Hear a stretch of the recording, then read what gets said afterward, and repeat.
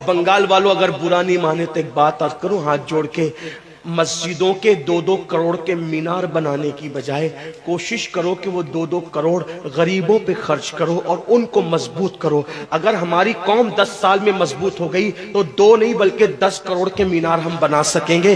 اس لیے میری گزارش ہے جلسوں کے خرچے بھی کم کرو، شادیوں کے خرچے بھی کم کرو اور سب خرچے کم کر کے اپنی قوم کو مضبوط کرو۔ حضور علیہ السلام اسی لیے تشریف لائے تھے تو دیندار بنو، مالدار بنو، اور نمبر 3 ایجوکیشن پہ بہت محنت کرو۔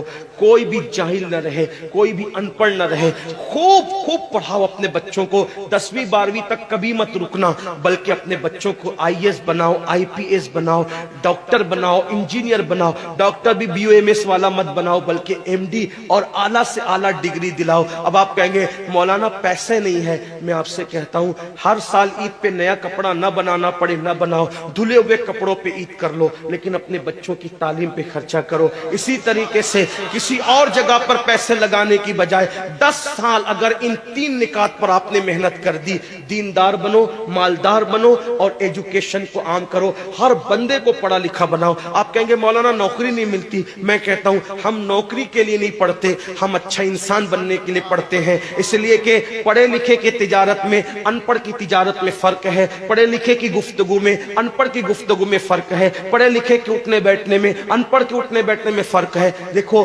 آپ یہ نہیں کہتا ہوں کہ آپ سب ان پڑھو، لیکن ایک بات آپ سے کہتا ہوں محفل میں پڑھے لکھوں کا انداز اور ہوتا ہے، ان پڑھ لوگوں کا انداز اور ہوتا ہے۔ کھانے میں، پینے میں، اٹھنے میں، بیٹھنے میں تعلیم کو عام کرو، دنیا بھی پڑھاؤ، آخرت بھی پڑھاؤ۔ اپنے بچوں کو اتنا علم دو کہ وہ مسلمان رہے، سچے مسلمان رہے، اور اپنی بچیوں کو بھی اتنا علم دو سچی پکی مسلمان رہے، اور اسکول، کالج، یونیورسٹی میں اعلیٰ سے اعلیٰ تعلیم دلاؤ۔ اور یاد رکھنا غربت کا بہانہ مت بناؤ۔ بیٹیا کی شادی ہوتی ہے تو لاکھوں روپے کہاں سے آتے ہیں، اور آپ سے کہتا ہوں 8 گھنٹے محنت کرنے کی بجائے 16 گھنٹے محنت کرو، محنت میں پیچھے مت ہٹو، اپنے بچوں کو پڑھاؤ۔ صرف 10-12 سال ہندوستان کے تمام مسلمان محنت کر کے اپنے بچوں پہ محنت کر لیں، کوشش کر لیں، کاوش کر لیں، تو دیکھنا نقشہ بدل جائے گا۔ یہ 39 دیگوں کا خرچہ بچا کر کسی بچے کی تعلیم پر اپنے باپ کے ایصال ثواب کے لیے خرچہ کر دو، سے بچا کر